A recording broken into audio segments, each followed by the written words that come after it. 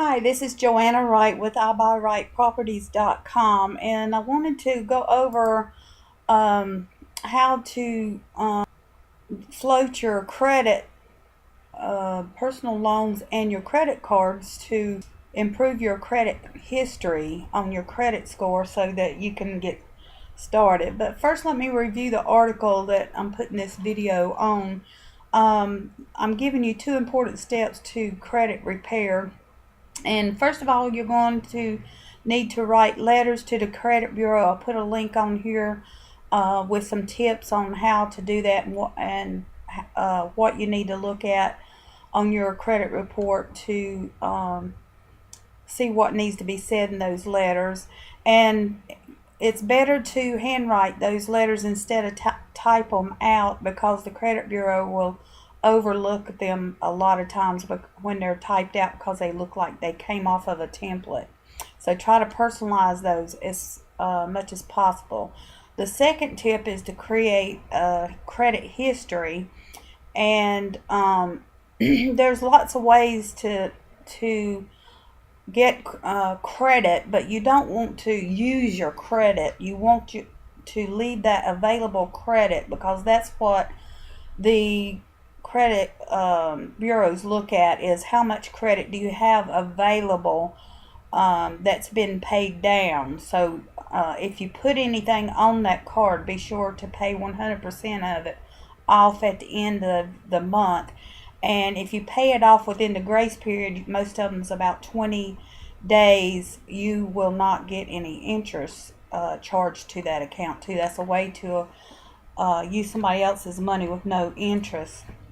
But I put up some links to help you get some cards. If your credit score is 640 or higher and you can verify your income, then these links here are good to try to get credit there. Get as many of them as you can, because the more credit you have available, the better you look at the bureaus. The next one is 580. You have to have verifiable income on that one. And 680 plus is your next one, and you all you have to do is state your income here. They don't verify that. And put a link here to get you started on your search for some prepaid credit cards for those that don't qualify for this step here. So go ahead and try to get at least one of those. I know with a prepaid card you got to put money on it, but I'm fixing to show you a way to have money to put on them, so you can spread your money out around several prepaid cards that you're not going to run up the credit on. You're not going to use that money, because I'm going to show you what you need to do with that money. And also you need to check your credit scores, your credit status often. And I like Credit Karma because they do give you lots of more tips.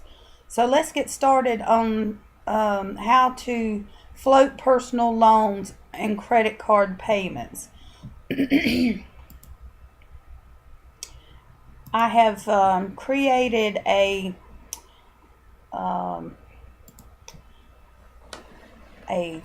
image here of 4 different banks. Now what you're going to do is go to bank number 1 and have $1,000 to deposit into a savings account.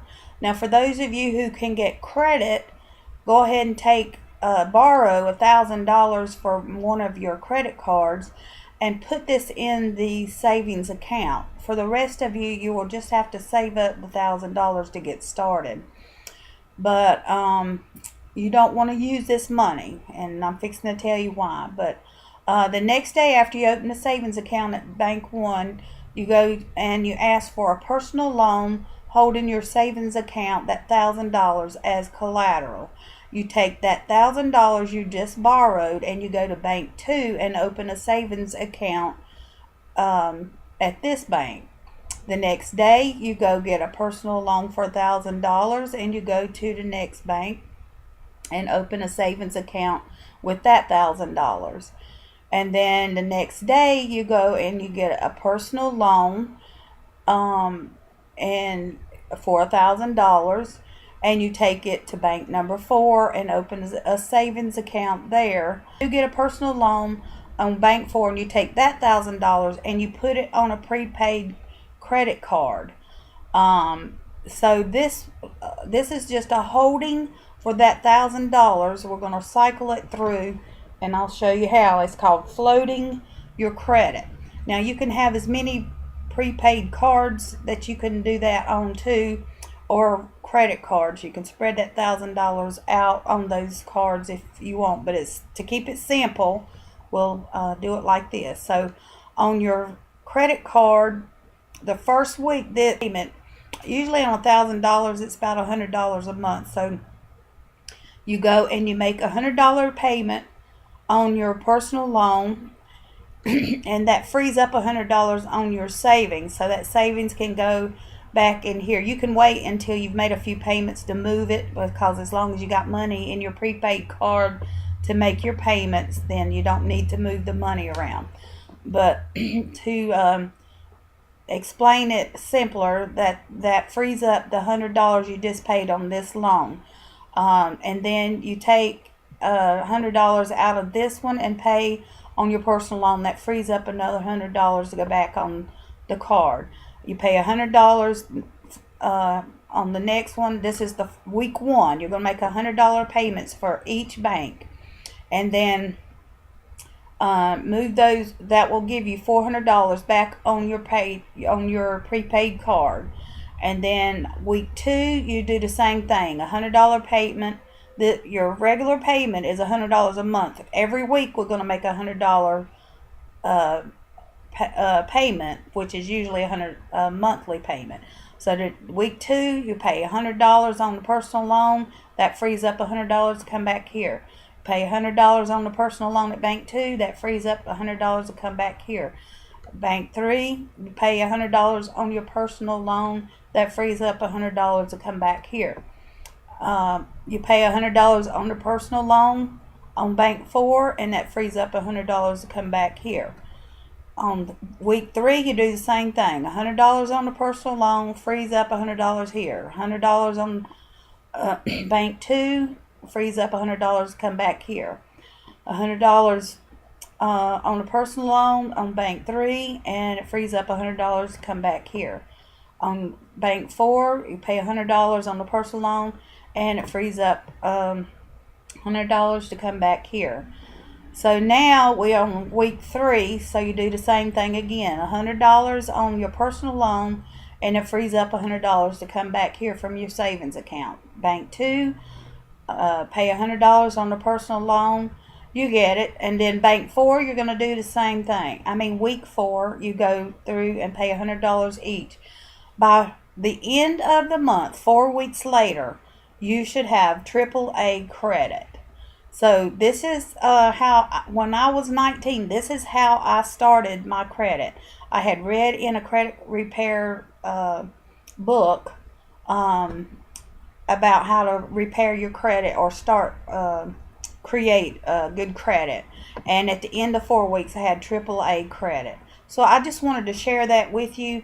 You can also have different credit cards with putting that $1,000 on different credit cards, prepaid of course, and paying those down too.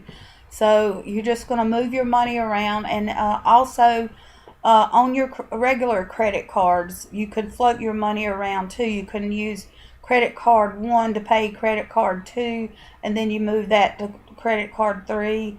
And you just move it through every month to make sure everything gets paid, and then put it back into your, you can use your prepaid card for everything, because you want that to show at the credit bureau. Your regular bank account doesn't show the same way as a credit card. So you have, in this demonstration, you have 4 different good standing with 4 different credit entities.